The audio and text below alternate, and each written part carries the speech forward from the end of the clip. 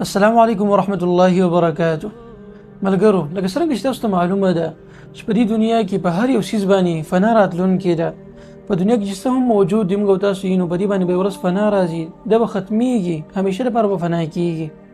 همیشه لپاره اوسېدونکی ذات صرف او صرف الله رب العالمین دی، په هغه باندې به چېرته زوال نه راځي. مقصد مې خبرې دا دی ملګرو چې هغه سلسله، هغه قرآني سلسله کوم چې موږ څه زمانه مخکې شروع کړې وه، او هغه سفر کوم چې د 2023 نه بلکې د هغې نه مخکې شروع شوی و، چې د هغې غرض تاسو ته قرآن او حدیث رسولو، د دین بیان کولو او هغه خبر وړاندې کولو چې په هغه کې علم او پوهه پرته وه.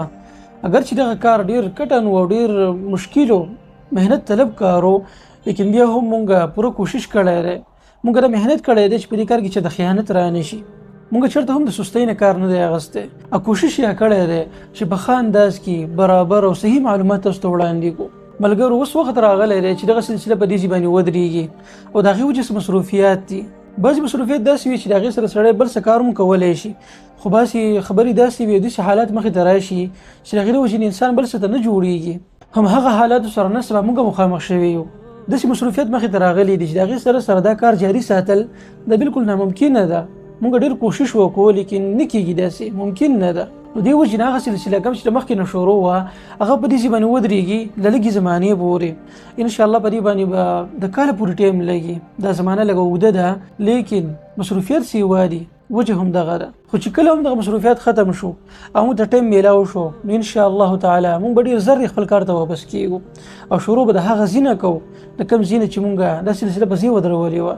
بله خبره دا د ملګرو چې هغه سلسله کوم چې مونږ د قرآن کریم په باب کې شروع کړې وه، په هغې کې تقریبا 25 یا 26 سپارې تاسو ته نشر شوي دي، تقریبا 4-5 سپارې پاتې دي، او انشاءالله دا به مونږ غټ اختر ته وروسته وکړو. غټ اختر نه بعد به تاسو سره دا نشر کړی شي. د هغې وجه دا ده چې اوس مونږ پوره کوشش وکړو، لیکن دا پوره کېږي نه، ځکه چې وخت کم دی او کار ډېر زیات سیوا دی.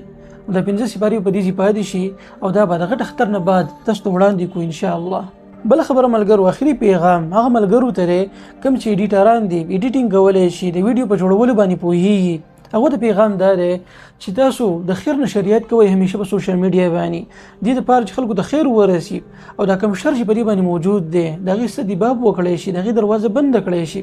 که موږ چېرته دغه شر مکمل طور باندې بندولی نه شو، نو چې کم از کم د هغې څه نه څه مخنیوي خو وکړو که نه، او د هغې مخنیوي په دې طریقې سره کېږي چې کله خیر هغې ته ور داخل شي، چې کله یو ځای ته خیر راشي نو شر دغه ځای نه پخپله ختمیږي، بیا دغه ځای نه کډه کوي، همیشه لپاره وځي. دا شان تاسو ته پیغام دا دی که چېرته دغه غرونه راولېږي او هغه ویډیوګانې کوم چې موږ مخکې تیاري کړي دي، ایډیټ پرتې دي، په فیسبوک کې دي، په یوټیوب کې دي، تاسو زموږ د یوټیوب چینل ته تللی شئ او د هغې څخه هغه ډاونلوډ کولی شئ. په هر یو ویډیو کې، هر یو ځای کې تاسو کلیپونه د هغې نه وباسئ، لږ یې ایډیټ کړئ او بیا په سوشل میډیا باندې شیر کړئ، که فیسبوک دی، که ټیک ټاک دی، که هر یو څیز دی. انشاءالله زموږ د الله نه امید دی چې په دې کار سره به خیر خورېږي او الله سبحانه وتعالی به تاسو زموږ سره په اجر کې شریک کوي. زموږ چې کوم دعوت او محنت دی دا به ډېرو خلکو ته ورسي، په اسانۍ سره به دا خور شي. په آخره کې دغه ټول ملګرو شکریا ادا کوو کوم چې موږ برداشت کړي وو په دې دومره زمانه کې چې هغوی زموږ سره په دې سفر کې شریک وو، زموږ هر خبرې ته ناست وو، هغې اورېدلې ده، الله دې خپل اجر ورکړي د دې، او هر قسمه خیرونه برکتونه دې الله خلکو ته نصیب کړي.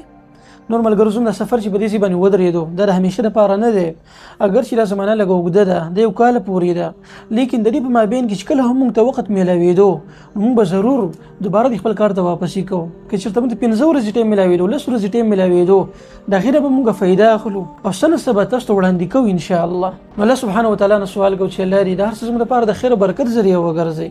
د اوسه پورې چې موږ کار کړی دی هغه دې الله قبول کړي، او کوم چې اورېدونکي دي هغوی ته دې الله خیر نصیب کړي، برکتونه دې الله د هغوی په زندګۍ کې ور واچوي، نور ډېر زر به میلاویږو انشاء الله تعالی. هذا والله اعلم، والسلام علیکم ورحمة الله وبرکاته.